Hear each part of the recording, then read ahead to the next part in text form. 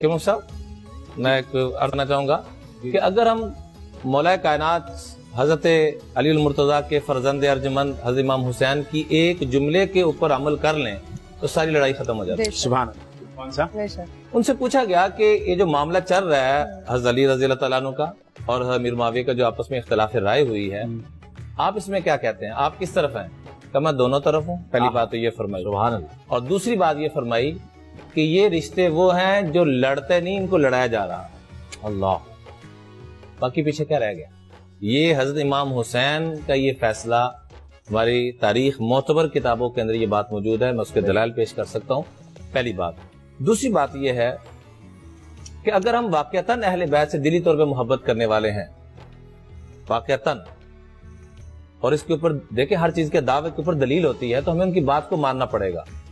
उन्होंने अपने कातिल के साथ क्या किया, इब्ने मुलजम जिसकी बात हो रही है, जो कन्फर्म कातिल बदबख्त, सबसे कन्फर्म बदबख्त, हुजूर अलैहि सल्लम के अल्फाज हैं बकायदा, जैसे मुफ्ती साहब मेरे बिल्कुल सामने बैठे हैं, मौला कायनात यूं बिल्कुल सामने बैठे हैं, तो आपने पूछा मन अशक़ल आखरीन, मेरी उम्मत का सबसे बड़ा शकी कौन होगा?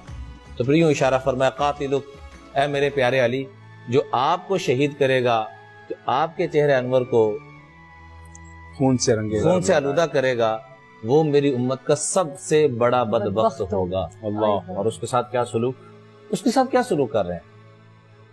हम बिल फर्ज मान लें जी कि फलां ने ये गलती की, फलां ने की। मेरा ये सवाल है हाथ जोड़ के बसद एहतराम कि क्या बाकियों की गलती इब्ने मुलजम से बढ़ के थी? कोई नहीं। क्यों लामा साहब? बाकियों की गलती तो इब्ने मुलजम से छोटी है ना, जो भी हो। इब्ने मुलजम के साथ क्या सलूक हो रहा है? अपनी जान को छोड़ के उसको पहले मशरूब पिलाया जा रहा है, और हसनैन करीमैन को हुक्म दिया जा रहा है कि अतीबू तआमहु व अलीनु फिराशहु, पानी खाना देना तो गरम, बिस्तर देना तो नरम।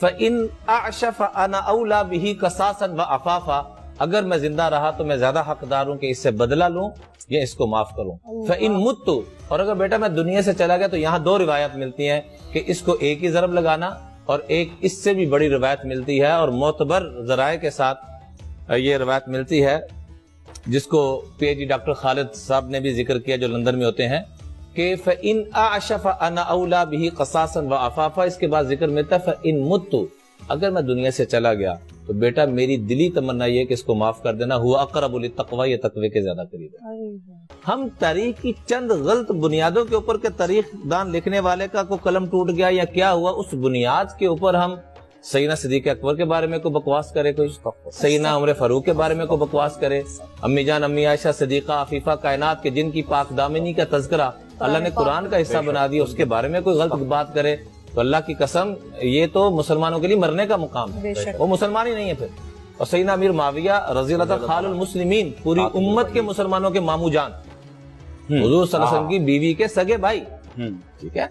और मैं उम्मे हबीबा रज़ी अल्लाह तआला अन्हा, क्या अल्लाह ने उनको मुकाम अता फरमाया, क्या वो सखियत, इंशाअल्लाह उसके ऊपर भी कभी गुफ्तगू करेंगे। तो अहलुल बैत जिसका कुरान पाक में तज़किरा है, उम्मे हबीबा भी तो उसमें शामिल है। अहलुल बैत में सईदा सदीका अफीफा कायनात अम्मी जान अम्मी आयशा भी तो शामिल हैं।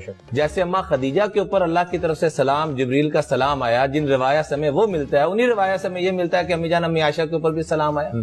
तो ये वो रिश्ते हैं, इनके बारे में खुदारा बात ना की जाए। अलबत्ता इनका आपस में जोड़ क्या था वो उम्मत के सामने पेश करें, अगर आपकी इजाजत हो तो मैं उसके ऊपर दो चार बातें करना चाहूंगा। उसी के ऊपर बात करने के लिए तो यहाँ पर बैठे हैं हम लोग, माशाअल्लाह, वही तो फजाइल हैं। अम्मी जान जो हसनैन करीमान की अम्मी जान है, हमारी भी अम्मी जान है, हमारी करोड़ों माएं उन पे कुर्बान है। अम्मी जान अम्मी फातिमा की शादी का वाकया सिर्फ आप उठा के देख लेना तो ये सारे इख्तलाफात ही खत्म हो जाते हैं। अम्मी जान अम्मी आयशा, अम्मी जान अम्मी फातिमा की जब शादी की बारी आती है तो सैयदना सिद्दीक़ अकबर, सैयदना उमर फारूक रज़ी अल्लाह तआला अन्हुमा दोनों आपस में बैठे हुए हैं, और सैयदना सिद्दीक़ अकबर कहते हैं कि ऐ मेरे भाई, मैं आपसे एक मशवरा करना चाहता हूँ। वो कहता है पहले मैं आपसे एक मशवरा करना चाहता हूँ। तो बड़े बड़े ही होते हैं, तो सैयदना सिद्दीक़ अकबर ने फरमाया कि चलो पहले आप बात कर लो, क्या कहना चाहते हो? कहा फातिमा शादी की तरतीब उनकी बननी चाहिए, वो घर में मौजूद हैं, तो मेरी राय है कि हज़रत अली रज़ी अल्लाह के बारे में हुजूर से बात की जाए। तो सिद्दीक़ अकबर मुस्कुराते कहने लगे मैंने भी तो आपसे यही मशवरा करना हो। सुभान अल्लाह। अब दोनों का, अब देखिए बुनियाद कहाँ से चल रही है, दोनों मशवरा कर रहे हैं, اور دونوں مشورہ کر کے حضرت علی رضی اللہ عنہ کو بھیج رہے ہیں حضور علیہ السلام کے پاس. جب وہاں پر پہنچتے ہیں مصعب وہ شرما رہے ہیں وہ شرما رہے ہیں اور حضور پوچھ رہے ہیں ہاں بیٹا کیسے آئے ہو؟ تو اب چہرہ نیچے. پھر دوبارہ پوچھا کیسے آئے ہو؟ چہرہ نیچے. شرما رہے ہیں. تیسری مرتبہ شرماتے کہا کہ مجھے ان دونوں نے بھیجا ہے. اللہ. آگے جو جملہ ہے نا فہیم بھائی، وہ سونے کے سے اوپر کو چیزوں اس کے ساتھ لکھنے والا ہے. تو اللہ کے محبوب نے بہن مسکراتے فرمایا کہ جس بات پر ابو بکر اور عمر راضی ہو جائیں اس پہ اللہ اور اس کا رسول جس بات پہ مصعب جس بات پہ ابو بکر اور عمر راضی ہو جائیں اس پہ اللہ اور اس کا محبوب بھی راضی ہو جائے. جو ان کی رائے وہ ہماری بھی رائے. اس کے بعد حضور علیہ السلام حضرت علی سے فرماتے ہیں کہ جہیز کے لیے تمہارے پاس کیا ہے؟ کہا کوچھ بھی نہیں، ایک زرہ پڑی ہوئی ہے. کہا اچھا سے کرو اس کو سیل کر کے حق مہر کے لیے. حضرت عثمان راستے میں جاتے ہی ساتھ سیدنا عثمان غنی رضی اللہ تعالیٰ عنہ سے ملاقات ہوتی ہے. کہا میرے شہزادے کدھر جا رہے ہو؟ کہا جی ایسے ایسے شادی تھے. اچھا میرے ہم ظلم بن رہے ہو؟ خوشی کے ساتھ گلے سے لگایا، پیار کیا، محبت دی اور کہا کہ یہ کتنے کی بیچنے جا رہے ہو؟ کہا جی 100 درہم کی. کہا یہ تو مہنگی ہے، آپ اتنی سستی کیوں بیچ رہے ہو؟ کہا کتنے کی ہونی چاہیے؟ تو کرتے کرتے آپس میں بارگیننگ چل رہی ہے. تو ایک روایت میں 400 درہم کا ملتا ہے اور ایک میں 800 درہم کا ملتا ہے. یعنی اتنی مہنگی کر کے لی تاکہ ان کی معاملت ہو سکے، ایک دوسرے کی محبت. جی غنی تھے نا، جی نام ہی غنی ہے. اچھا اب لینے کے بعد جب واپس پہنچتے ہیں تو وہ زرہ بھی واپس ساتھ ہوئی. کہ یہ کیا؟ کہ یہ میری طرف سے آپ کو ہدیہ. سبحان اللہ. ٹھیک ہے. اس کے بعد جب گھر کا ساز و سامان اما فاطمہ آ کے دیکھتی ہیں تو دیکھتے ساری ان کی زبان سے جملہ کیا نکلتا ہے مفتی صاحب کہ یہ میرے بہنوئی سے بڑھ کر یہ اور کوئی نہیں کر سکتا، یہ وہی کر سکتے ہیں. اتنی سخاوت اللہ نے ان کو، سارے گھر کا سامان سجایا ہوا. پھر سیدنا عمر فاروق رضی اللہ عنہ گھر جاتے ہیں اور جا کے اپنی اہلیہ سے کہتے ہیں کہ میں نے اپنی زندگی کی سب سے قیمتی شے آپ کے پاس سنبھال کے رکھی، یمنی چادر تھی بڑی نایاب قسم کی. کہ وہ مجھے دے دو، آج وہ امانت دینے کا وقت آ گیا. تو بیوی آگے سے روتے ہوئے کہنے لگی میں نے بھی آج تک آپ سے کبھی کس چیز کا مطالبہ نہیں کیا، اگر اجازت ہو تو میں ایک مطالبہ کروں. تو آپس میں نا اختلاف اور تکرار چلنا شروع ہو گیا کہ میں آپ سے یہ چادر مانگتی ہوں. بیوی کہہ رہی ہے میں مانگتی ہوں، خامند کہہ رہے ہیں سیدنا عمر فاروق میں مانگتا ہوں. اب دونوں کا آپس میں اختلاف ہو رہا ہے. تو کہا اچھا تو نے دینی کس کو ہے؟ دونوں نے ایک ہی کو دینی. دونوں نے ایک ہی کو. سبحان اللہ. بیوی بھی تمنا کر رہی ہے کہ ہمارے گھر کی، ہمارے کائنات کی، کل کائنات کی سب سے قیمتی شے وہ یمنی چادر جو اس وقت ہزاروں دینار کی آئی، وہ بھی چاہ رہی ہیں اما فاطمہ کو جائے. عمر فاروق بھی جا رہے ہیں اما فاطمہ کو اور جائے. بحث بھی اسی پر ہو رہی ہے. ٹھیک ہے. اس کے بعد میں عرض کروں گا کہ یہ شادی ہو جاتی، سارے معاملات ہو جاتے ہیں. تینوں خلفاء کا زمانہ اٹھا کے دیکھیں، لوگ مختلف موقعوں پہ آ کے کہتے ہیں کہ صدیق اکبر رضی اللہ عنہ سے کہ آپ کے دور خلافت میں جو کام سر انجام دیے جا رہے ہیں سیاست کے، اللہ کی قسم جو بندہ تصور کر سکتا ہے نا اس سے بھی بڑھ کر ہے. اس کی وجہ کیا ہے؟ فرمایا ہمارے مشیر علی جیسے. سبحان اللہ. عمر فاروق اس وقت تک اللہ کی قسم میں قسم اٹھا کے کہہ سکتا ہوں کہ معتبر جن روایات سے ہمیں قرآن ملا ہے، جن روایات سے بخاری اور مسلم، میں تاریخ کی باتیں نہیں کر رہا ہوں، میں ان کی باتیں کر رہا ہوں جس کے اوپر انکار کرنے والا کفر میں چلا جاتا ہے. ان سے ہمیں یہ واقعات مل رہے ہیں کہ آپس میں ایسے شیر و شکر تھے. پتہ نہیں تیسرا قبیلہ کہاں سے آیا جس نے آگے ان کو جدا کر دیا. اللہ ہدایت عطا فرمائے جو بھی ہے وہ.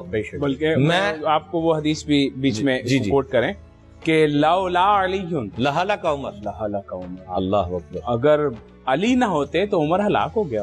اتنا بڑا جملہ. حضرت عمر مدینے تشریف لے جاتے تھے تو خلافت جو ہے خلافت کے سارے امور حضرت علی کے پاس تو رکھے اور ان کے جب تک حضرت علی نہیں آتے تھے، یہ معتبر کتابوں میں سند کے ساتھ موجود ہے، اس وقت تک فیصلہ شروع نہیں ہوتا تھا. اور دیکھیے کہتے ہیں ہر برتن سے وہی شے ٹپکتی ہے. جیسے یہ چھوٹے چھوٹے گلاس ہمیں نظر آ رہے ہیں، اس کے اندر پانی ہوگا تو پانی نکلے گا، خوشبو ہوگی تو خوشبو نکلے گی. سیدنا عمر فاروق رضی اللہ عنہ کا آخری وقت ہے اور کیا فرمایا کہ جاؤ میرے گھر کے اندر فلاں الماری کے اندر ایک کپڑا پڑا ہوا ہے، اس کو لے کے آؤ.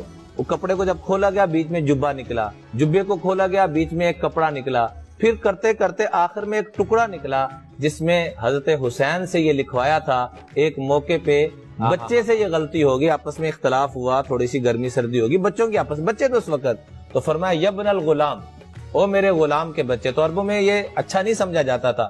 تو حضرت عمر یوں جھومے جیسے دنیا آخرت کی ساری نعمتیں مل گئی. کب واقعی انہوں نے کہا کہ ہاں وہ تو بڑا خوش ہوئے کہ میری شکایت لگا رہا ہوں اپنے والد محترم کو ابن عمر کے, ان کو کھینچا جائے گا.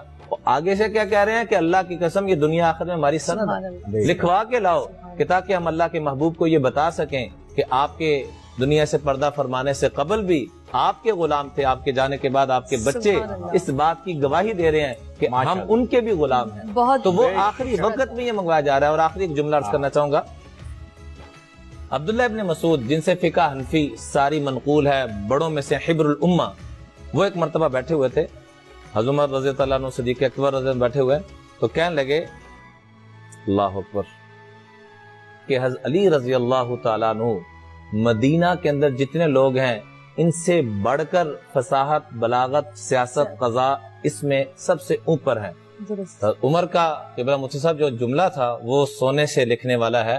حضرت عمر نے فرمایا عبداللہ ابن مسعود کو ناراضگی کا ہلکا سا اظہار کرتے ہوئے, جیسے اپنے بھائیوں کو بدا ڈانٹتے ہوئے کہ اے عبداللہ ابن مسعود, اللہ کی اتنی بڑی ہستی, کہ اے عبداللہ یہ مدینہ کے نہیں, اللہ کی قسم کرۂ ارض پر اس جیسی ہستی نہیں جو اللہ نے جو ان کو قوت فیصلہ عطا فرمایا, جو ان کو فہم اور عقل عطا فرمائی. یہ آپس میں کیفیت.